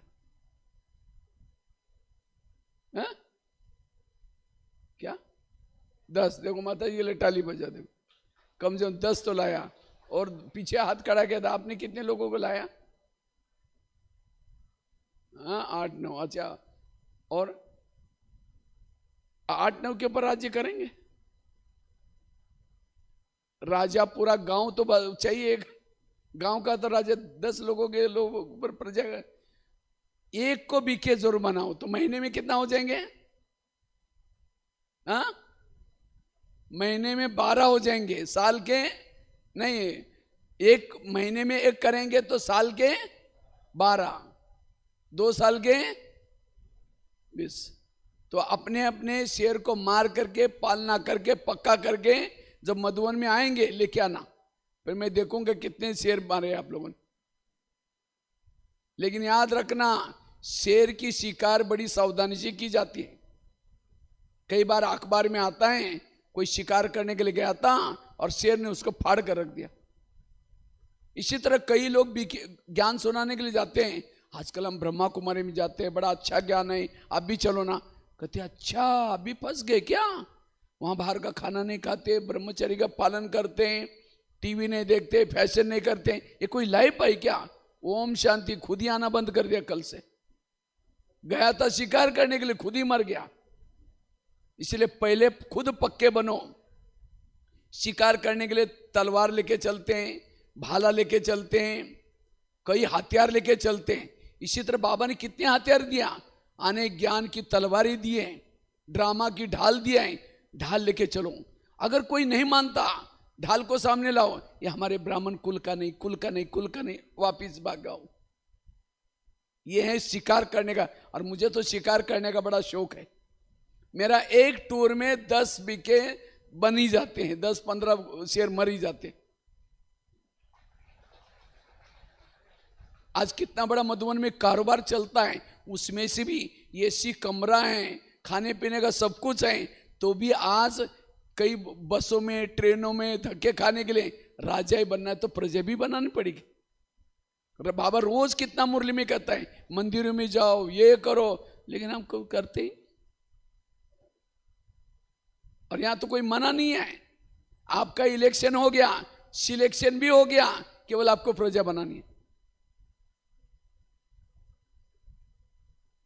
इसलिए शेर की शिकार करनी है। कई कहते हैं भाई जी सुनते ही नहीं है। अगर नहीं सुनता, आपके पास जो तीर है उसमें धार नहीं है। और धार किससे आएगी? योग से धार आएगी। वो बातें धारणा में आपके अंदर हैं, तब धार लगेगी। बातें धारणा में नहीं, दूसरों को कोई नहीं सुनेगा। खुद ही गुस्सा करते, दूसरों को कहेंगे नहीं, कोई नहीं मानेगा। अच्छा नहीं सुनता तो शेर को जाली में तो फंसाओ। ये सेंटर क्या है? जालियां बना कर रखी हैं। ये तो बड़ी जाली है, छोटी जाली भी है वहां। तू जाली में बुला के लेके आओ, बहन जी या भाई जी आओ, बहनें मारने का काम कर ही देगी, आप ला करके बहनों के हवाले कर दो। शिकार करने का शौक चाहिए, वो है राजा, क्योंकि इससे दुआएं मिलती हैं। अपना शेयर होल्डर बनाओ। आज दादियां चली गई तो भी दादियों के खाते में जमा हो रहे हैं। हम बाबा बाबा बोलते हैं, आधा हिस्सा हमारा किसको जाता है? दादियों को जाता है, क्योंकि उन्होंने हमको ज्ञान दिया है। इसको कहते हैं पितृ ऋण। पितृ ऋण, हम हमारे ऊपर उन्होंने उपकार किया, हमको भी क्या करना है? औरों को सुनाना है, शिकार करना। और इससे आपकी स्थिति अपने आप अच्छी बनेगी। आप खुद ही अकेले अमृत वाला के लिए कर रहे हैं, दूसरे की दुआई नहीं, इतना अच्छी अमृत वाला नहीं होगी। इसलिए संपन्न बनने के लिए, संपूर्ण बनने के लिए ये सेवाएं भी जरूरी है। और लास्ट की एक बात, अगर राजा बनना है, फलों का राजा किसको बोलते हैं? फलों का राजा कौन है? आम बोलते हैं। वैसा तो बोलना चाहिए फलों का राजा नारियल, लेकिन नारियल को नहीं बोला। क्यों? उद्घाटन होते हैं, किसको तोड़ते हैं? नारियल को। भगवान को, देवियों को प्रसन्न करना है, किसको तोड़ते हैं? नारियल। लेकिन नारियल राजा नहीं, राजा कौन बना? क्यों? क्योंकि आम के साथ प्यार ज्यादा है। क्या निशान है? आम का सीजन आता है, मुंह में लेके चूसेंगे, खत्म भी हो तो भी डालते रहेंगे, निकालते रहेंगे, प्यार करे उसे। वो गुटली छोड़ने का दिल ही नहीं करे, चूसते ही रहेंगे, ये प्यार कर रहे हैं। अब सूखा नारियल लेके चूसो, 32 दांत है, वो भी टूटेगा, मिलेगा कुछ भी नहीं। इसी तरह अगर आपको राजा बनना है, प्यारे बनो। आप सामने से आ रहे हैं, आपको देखते रोज लोग रास्ता काट रहे हैं, उसको देखना पसंद नहीं करते आपको, आप राजा कैसे बनेंगे? क्यों? क्योंकि आपका इंद्रिय पर संयम नहीं, इसलिए आपसे मिलना नहीं चाहता, देखना नहीं चाहते कोई। इसको संयम करो, सब आपके पास आएंगे भागे हुए। दादियां जब डायमंड हॉल से जाती हैं, दादियों को कितना देखने का दिल करता है। इसलिए प्यारे बनो।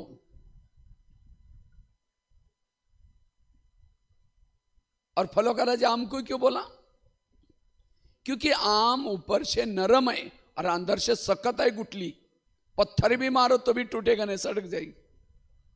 अंदर से सख्त है।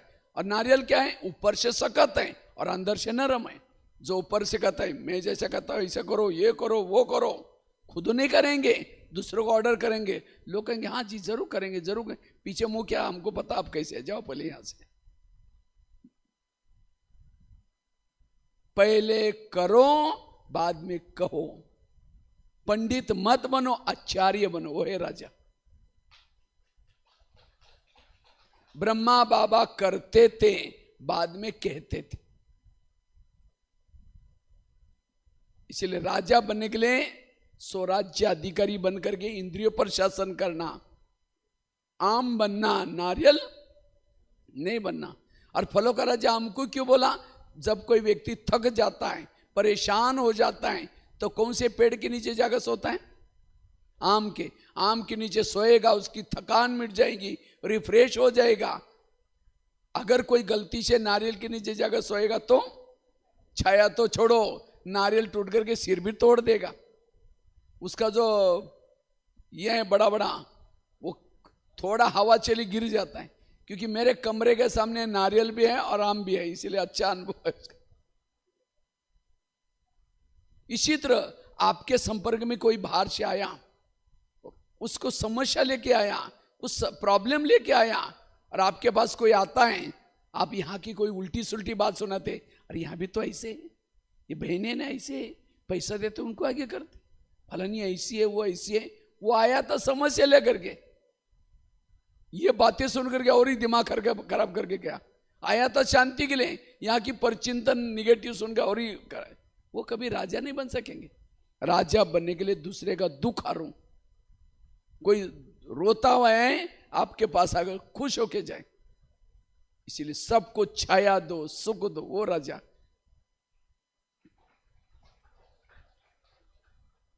और फलों का राजा आम को क्यों बोला? आम को फल लगता है तो झुकता है, नारियल को फल लगता है तो कितना ऊंचा जाता है। अब तोड़ते कैसे पता नहीं है लोग, ऊपर जाता है। इसी तरह जिसके अंदर विशेषता कला आई झुकता है, वही राजा। अकड़ करके चलता है वो राजा नहीं है। राजा वो है, आम है नम्रता का प्रतीक और नारियल है अभिमान का प्रतीक। अभिमान वाला कभी राजा नहीं बन सकता। और नारियल भी कोई बुरी चीज नहीं, नारियल में बहुत बड़ी विशेषता है। अगर कोई बीमारी होती है नारियल का पानी पीते हैं, खोबरा खाते हैं। कोरोना काल में एक नारियल की कीमत 500-600 हुई थी, पेशेंट ज्यादा नारियल कम। इसी तरह नारियल आत्मा का प्रतीक है। आत्मा कैसी है? कलर कैसा है? केसरी। नारियल का कलर कैसा है? केसरी। आत्मा में 3 शक्ति है, मन बुद्धि संस्कार। नारियल को 3 होल है। नारियल जो रियल नहीं उसको तोड़ो। ये काम क्रोध ईर्ष्या ये रियल नहीं है, उसको तोड़ो। ओरिजिनल संस्कार को बाहर निकालो, अंदर शांत स्वरूप आनंद स्वरूप शक्ति स्वरूप। जैसे नारियल को तोड़ने के बाद मलाई पानी ये बाहर निकाल तो भगवान प्रसन्न हो गया। केवल रखते नहीं, तोड़ेंगे उसको रखेंगे। इसी तरह हमने भी आत्मा रूपी नारियल ला करके शिव जी के सामने रखा, तोड़ा ही नहीं। ऊपर से वैसा ही है, अंदर से ओरिजिनल संस्कार बाहर नहीं निकाले, बाबा प्रसन्न नहीं होगा। केवल यहां आने से प्रसन्न नहीं, अंदर के ओरिजिनल संस्कार। और कब आएंगे? जब स्वराज्य अधिकारी स्थिति होगी तो शांत स्वरूप के आनंद स्वरूप के संस्कार बाहर आएंगे। ये नारियल तोड़ना है, वो भक्ति वाला वो फलों का राजा की बात, नारियल की बात नहीं। यह नारियल, नारियल उद्घाटन करते समय जोर से डालते हैं, टूटा नहीं, 5-6 बार टूटा नहीं, कहेंगे मुहूर्त ठीक नहीं है। एक धक से टूटा मुहूर्त अच्छे। इसी तरह ज्ञान में बहुत समय से चल रहे हैं, संस्कार बाहर ओरिजिनल आए नहीं बाहर, पद ऊंचा नहीं मिलने वाला। और क्यों नहीं टूट रहा है? इंद्रियों पर संयम। वो हाथ में दम नहीं है, जिसके हाथ में दम है डालते टूट जाता है। अर्थात इंद्रियों पर संयम नहीं है। इसलिए 2025 में अपना नारियल तोड़ो। और कब टूटेगा? इसीलिए स्वराज्य अधिकारी बनना, अगर संपन्न बनना है, संपूर्ण बनना है तो इस कदम को अपनाना। तो ये समझ में आया? बहुत गहरा टॉपिक था, सबको समझ में आया? सभी ने अच्छी तरह सुना है? इसको रोज दरबार लगाना। तो झार सुगड़ा वाले सभी क्या बनेंगे? सब राजा बनेंगे। लेकिन जब ये करेंगे तो क्या क्या बताया? रोज कैसे दरबार लगाना है, एक एक इंद्रियों से कैसे बात करनी है, पूरा डिटेल में आपको बताया। इसके लिए कितने अच्छे अच्छे एग्जाम्पल, फॉरेन कैसे भारत में आए, भारत शरीर हमारा देश भारत है, कैसे सजा के देने शिक्षा के, सब बताया। ठीक है, अब हम थोड़ा सा योग करेंगे। सब कमर सीधी करके बैठेंगे।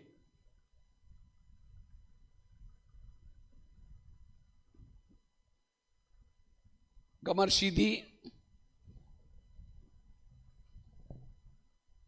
सब तो जागृत बैठे, मैं देख रहा हूं सब जागृत, अभी किसी को नींद नहीं आ रही। और योग में भी नींद नहीं करना है, आंखों को समझाओ, आंखें बिल्कुल खुली रहना है।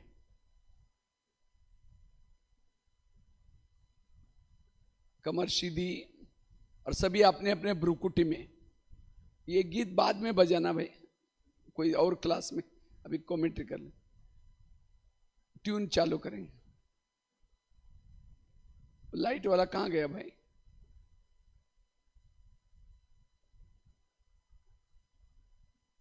सभी भ्रुकुटी के आसन पर स्थित रहेंगे। मैं ज्योति स्वरूप आत्मा दोनों भ्रुकुटी के बीच में हूं।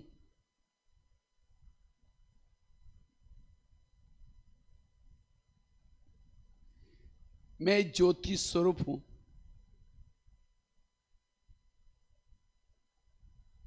भ्रुकुटी आसन पर बैठी हूं।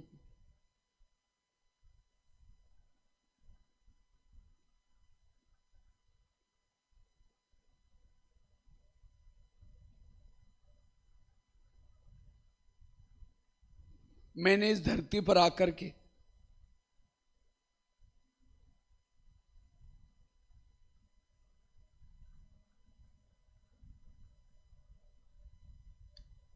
चौरासी जन्म पूरा किया। हर जन्म मेरा हीरो था। महान आत्माओं के अंग संग में पाठ था।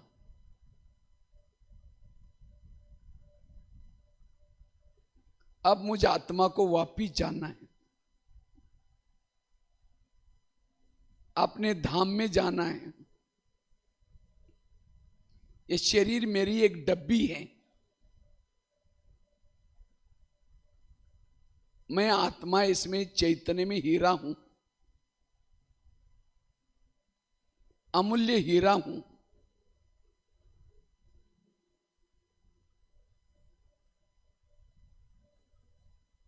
जो कि मैं आंखों से देखता हूं,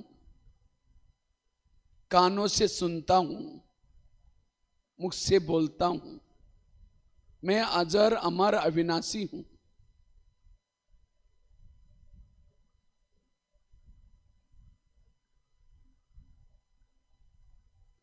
ये कर्मेंद्रिय मेरी प्रजा है। मैं आत्मा राजा हूं।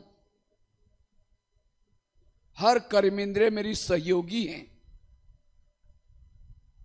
अगर कोई इंद्रियां मेरे विपरीत जाती हैं, मैं उनको सजा देता हूं, शिक्षा देता हूं। इसलिए मेरा कारोबार निर्विघ्न है। मैं इस शरीर पे घर में बिल्कुल सुखी हूं।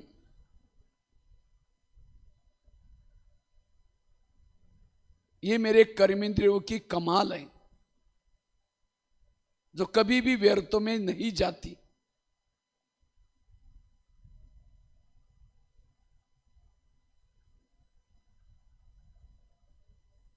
अब मैं आत्मा इस भौतिक शरीर को यहीं रख करके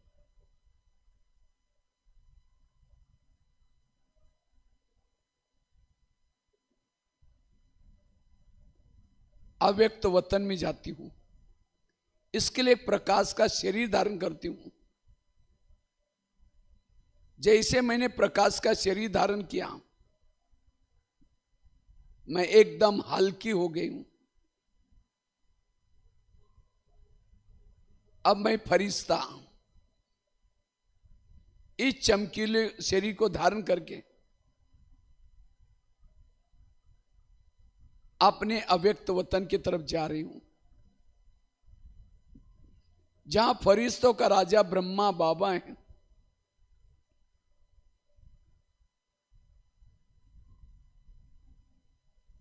जैसे मैं अव्यक्त वतन में पहुंचती हूं, ब्रह्मा बाबा उठ करके खड़े हो गए।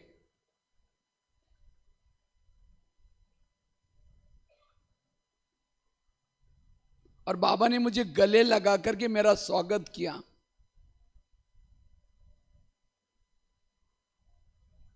जैसे बाबा ने मुझे गले लगाया,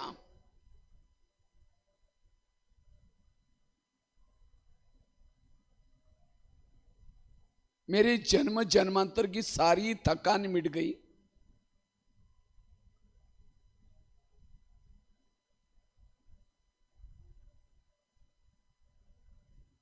मैं एकदम लाइट माइट बन गई।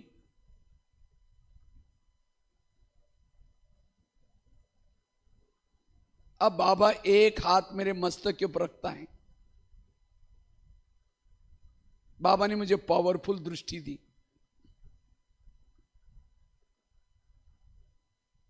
बाबा की शक्तिशाली दृष्टि से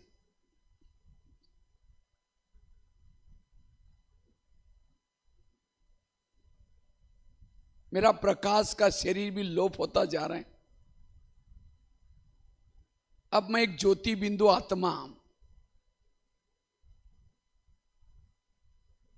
अशरीरी आत्मा, अब मैं आत्मा अपने मूल वतन में जाती हूं।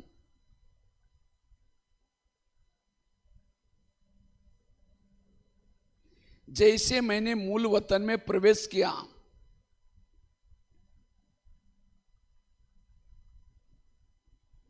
मैं एकदम चार्ज हो रही हूं।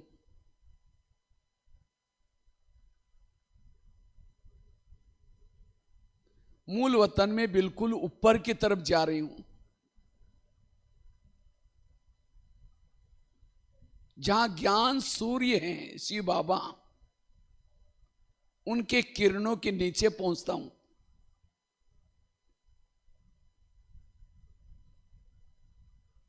बाबा की शक्तिशाली किरणों से मैं पावन बनती जा रही हूं।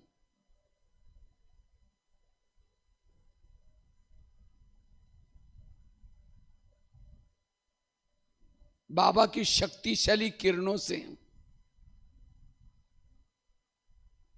मेरे आत्मा के अंदर जो विकारों के जर्म थे वो नष्ट होते जा रहे हैं।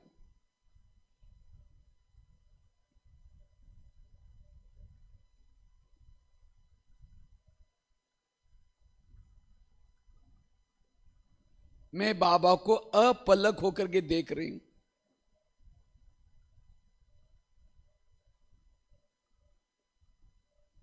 बाबा शांति का सागर हैं। बाबा शक्ति का सागर हैं।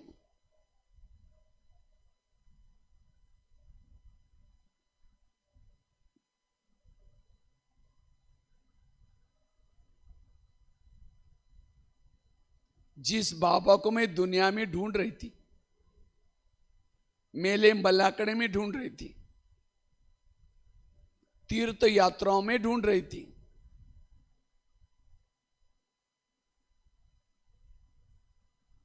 पेड़ पौधों में ढूंढ रही थी,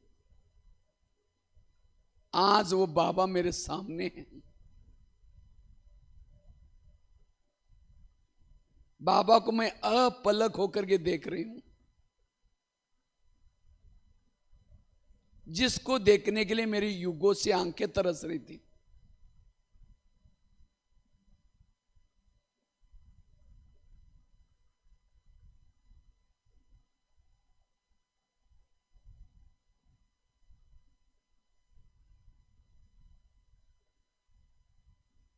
मैं ये प्रभु मिलन मना रही हूं।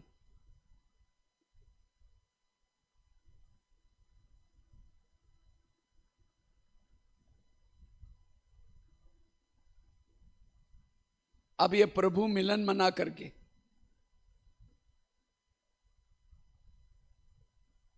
मैं अपने आप को शक्तिशाली बना रही हूं। बाबा के सानिध्य से मैं ज्वाला स्वरूप बनती जा रही हूं। अशरीरी विधेयी बनती जा रही हूं।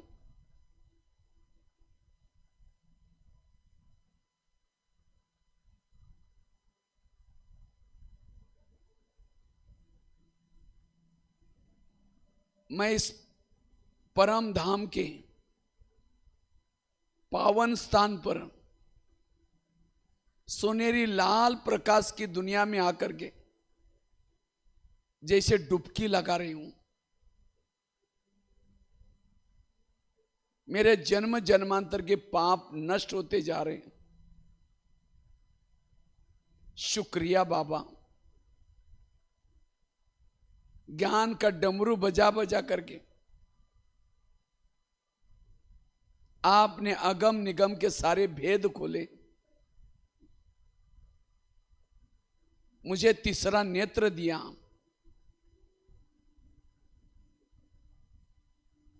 त्रिकालदर्शी बनाया, मुझे अपना बच्चा बनाया, माया से बचाया। अब मैं आत्मा ये प्रभु मिलन मना करके अव्यक्त वतन में जाती हूं। अव्यक्त वतन में ब्रह्मा बाबा के सामने जाती हूं। एक प्रकाश के शरीर में मैं बाबा के सामने हूं।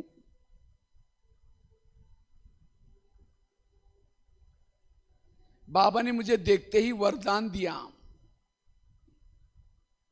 तुम साधारण आत्मा नहीं हो,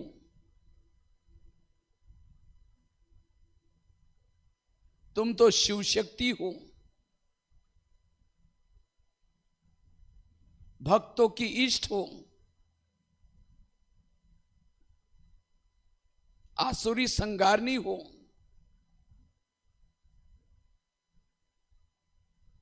कल पहले भी तुमने असुरों का संगार किया था।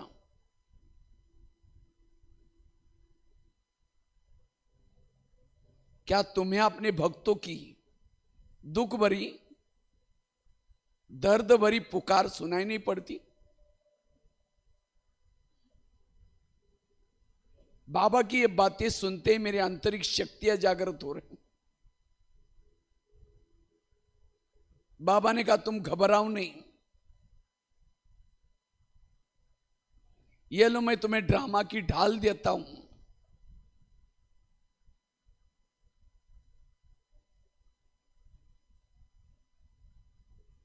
ऐसे करके बाबा ने मुझे ज्ञान की तलवार दिया, ड्रामा की ढाल दिया।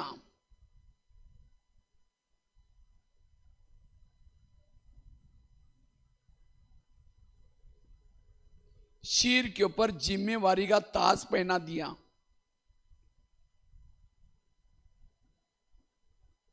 पवित्रता का कवच पहना दिया।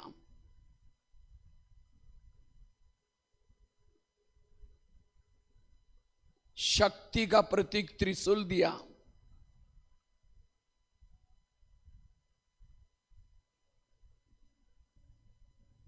मस्तक पर विजय का तिलक लगाते हुए कहा,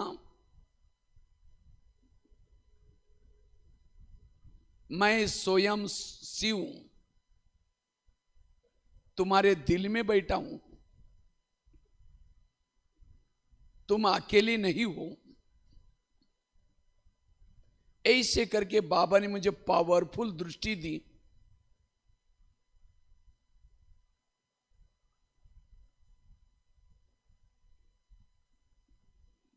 बाबा की शक्तिशाली दृष्टि से मेरे अंदर शिव की शक्तियां समाती जा रही।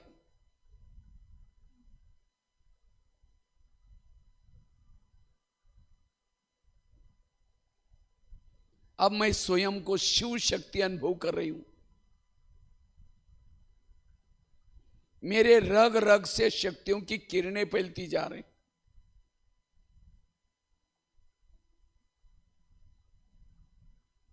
अब माया मेरा कुछ बिगाड़ नहीं सकती।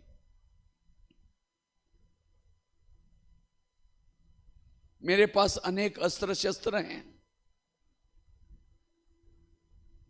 स्वयं सर्वशक्तिवान मेरे दिल में बैठा है। मैं शिव, मैं शक्ति हूं। अब नीचे धरती से भक्तों की आवाज सुनाई पड़ रही है।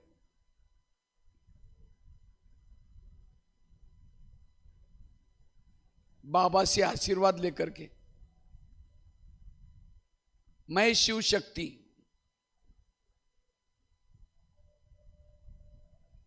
अपने अस्त्र शस्त्रों को लेकर के शिव को दिल में समा करके भक्तों का उद्धार करने के लिए आकाश मार्ग से नीचे उतर रही हूं।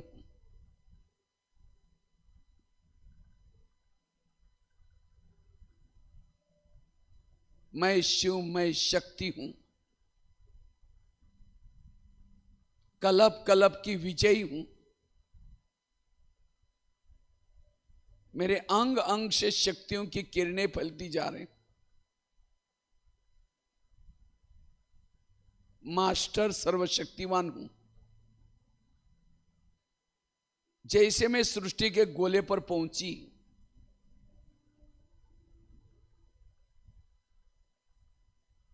परमात्मा से प्राप्ति हुई शक्तियां दृष्टि के द्वारा सभी तरफ फैला रही हूं।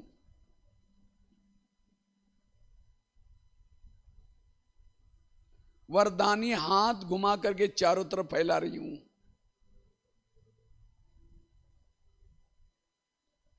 शुभ भावना दे रही हूं। सभी आत्माओं का भला हो जाए।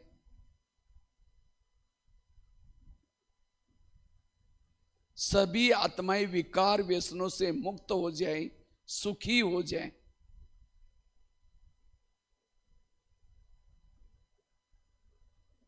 अब मैं शिव शक्ति मंदिरों की तरफ जा रही हूं।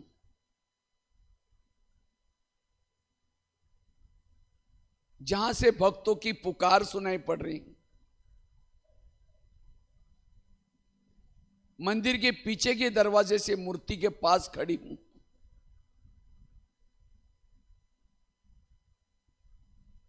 परमात्मा से प्राप्ति हुई शक्तियां दृष्टि द्वारा, वाइब्रेशन द्वारा,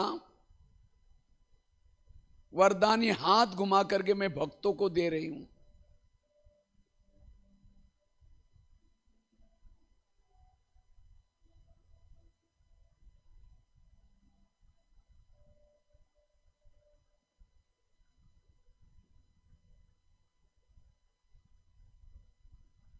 सभी भक्तों को संदेश दे रही हूं। हे भक्तवश, जिस प्रभु को तुम लोग पुकार रहे हो वही धरती पर आ चुका है।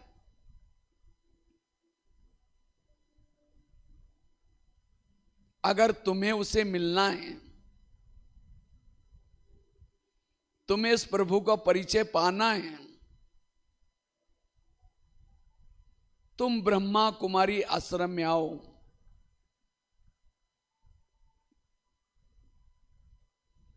मैं देवी भी वही तपस्या कर रही हूं।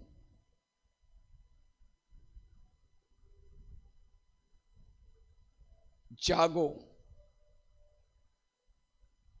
ये सोने का वक्त नहीं है। युग बदलने की बेला है।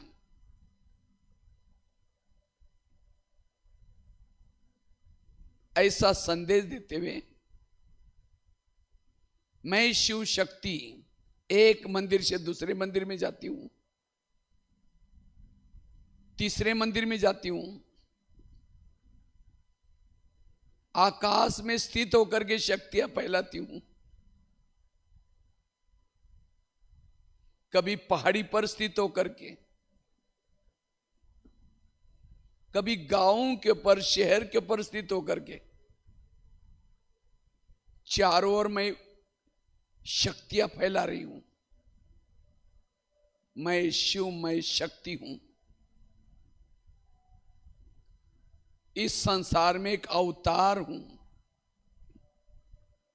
जिसके लिए जन्म लिया वही करूंगी। अब इस संसार में मेरा कोई नहीं है।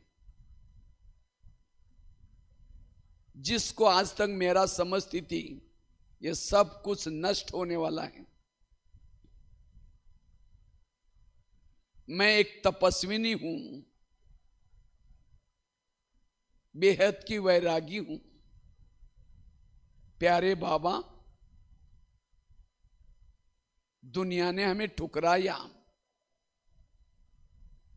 आपने गले लगाया।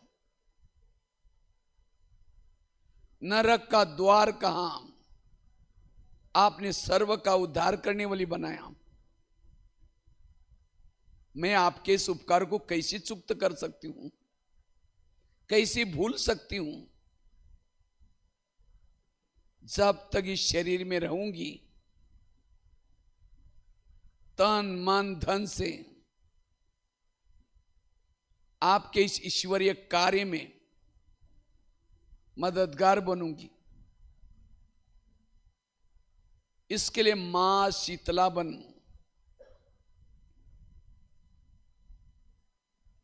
मां शीतला बन शीतलता की किरणें फैलाऊंगी।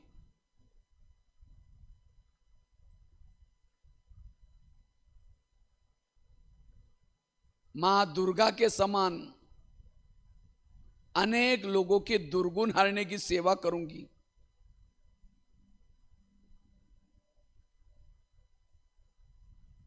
मां सरस्वती के समान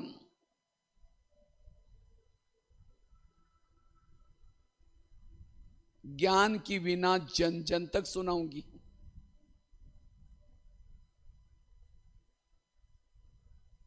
मां गायत्री के समान गीता का ज्ञान गा गा करके सबको सुनाऊंगी।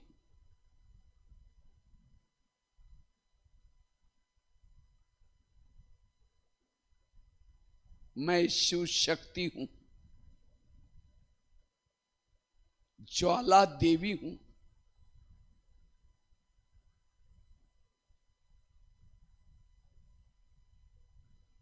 मेरे ज्वाला स्वरूप स्थिति से वायुमंडल शुद्ध बनता जा रहा है। मेरे जन्म जन्मांतर के पाप नष्ट होते जा रहे हैं। शिव शक्ति हूं। मां लक्ष्मी बन हर आत्मा को ज्ञान धन से भरपूर करूंगी। मां वैष्णवी बन सभी को विषय विकारों से मुक्त करूंगी।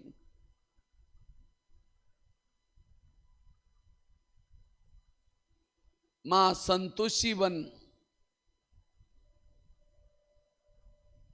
हर आत्मा को संतुष्ट करूंगी। मैं शिव शक्ति हूं।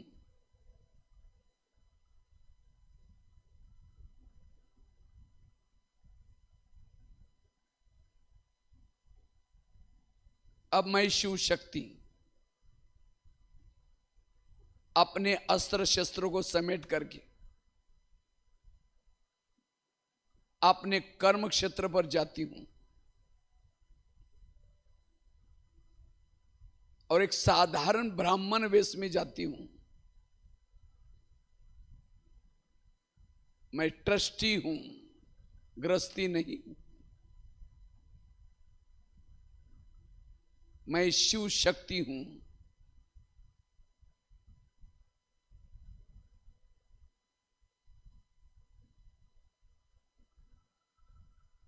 ओम शांति।